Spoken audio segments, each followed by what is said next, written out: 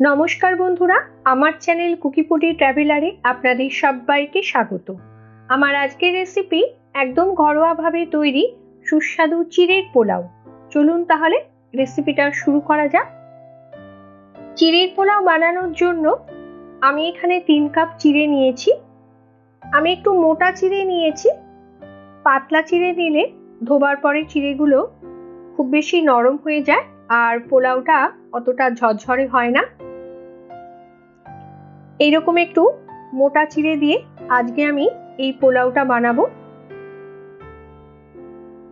এবার চিড়েটাকে বেশ কয়েকবার জল পাল্টে পাল্টে হালকা হাতে ভালো করে ধুয়ে নেব।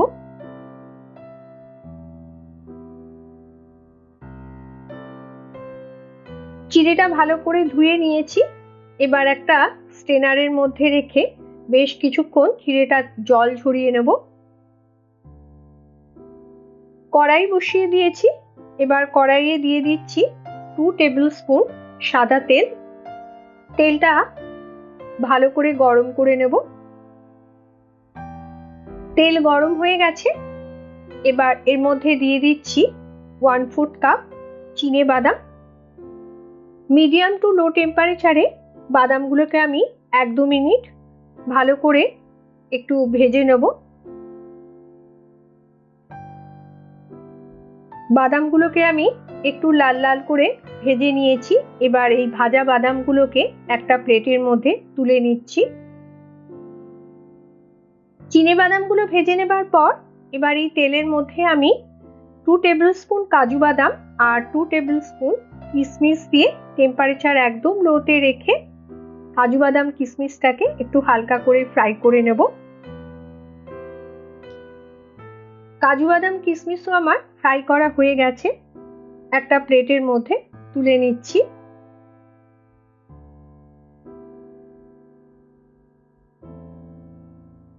এবার এই তেলের মধ্যে আমি আরো 3 টেবিল স্পুন সাদা তেল দিয়ে দিলাম। তেলটা ভালো করে গরম করে নেব। তেলটা গরম হয়ে গেছে। এবার এর মধ্যে দিয়ে দিচ্ছি 1/2 টিস্পুন গোটা জিরে, 1/2 টিস্পুন কালো সর্ষে। সর্ষেটা দিয়ে একটু তেলের মধ্যে ক্র্যাকল হতে দেব। এবার 15-16টা কারি পাতা, 1/2 টিস্পুন আদা কুচি আর 3টে কাঁচা লঙ্কা কুচি দিয়ে একদম লো টেম্পারেচারে সবকিছু কয়েক সেকেন্ড একটু নাড়াচাড়া করে নেব। এবার এর মধ্যে আমি একটা মিডিয়াম সাইজের আলু অ্যাড করে দিচ্ছি। আলুগুলোকে আমি ডুমো ডুমো করে কেটে নিয়েছি।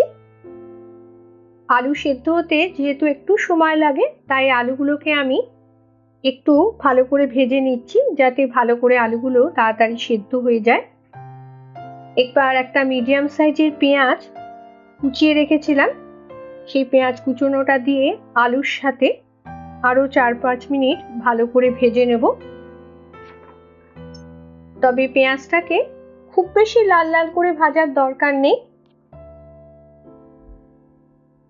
পেঁয়াজের কালারটা একটু চেঞ্জ হলে আর পেঁয়াজটা একটু নরম হয়ে এলে আমি এর মধ্যে দিয়ে দিচ্ছি 2 টেবিল স্পুন গাজর কুচি আর 1 টেবিল স্পুন বিনস কুচি দিয়ে টেম্পারেচারটা এই সময় একটু হাই করে 1-2 মিনিট সমস্ত ভেজিটেবলসগুলোকে ভালো করে ফ্রাই করে নেব। এই সময় আমি স্বাদ মতো নুন আর 1/4 টিস্পুন হলুদ গুঁড়ো দিয়ে সমস্ত ভেজিটেবলসের সাথে ভালো করে মিশিয়ে নেব যাতে হলুদের কাঁচা গন্ধটা না থাকে।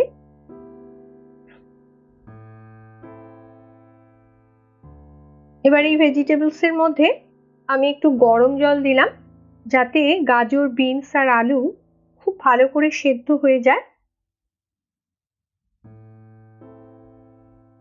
এবার ঢাকা দিয়ে 2 মিনিটের জন্য একটু সেদ্ধ হতে দেব।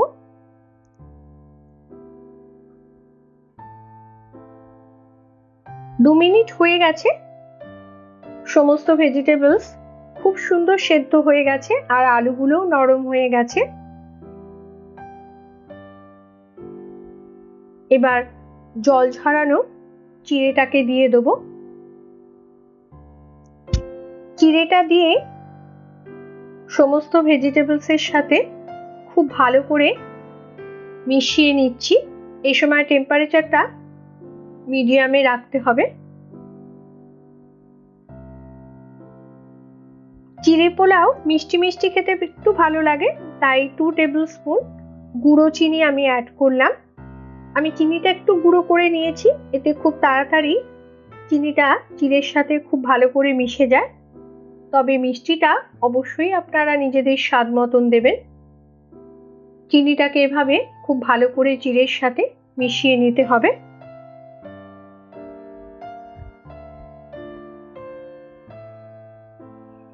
এবার ভেজে রাখা সব বাদাম আর কিশমিশ দিয়ে আবারও চিড়ের সাথে ভালো করে মিশিয়ে নেব।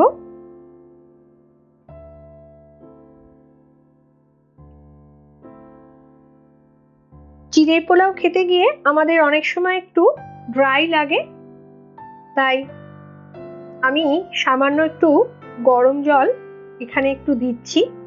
জলটা দিয়ে 5 মিনিট একটু ঢেকে রেখে দেব, যাতে জলের থেকে যে স্টিমটা বেরোবে সেটা চিড়ের মধ্যে সোক হয়ে যাবে আর পোলাওটা খুব সুন্দর ময়েস্ট হবে আর খেতে গিয়ে আমাদের অতটা ড্রাই লাগবে না।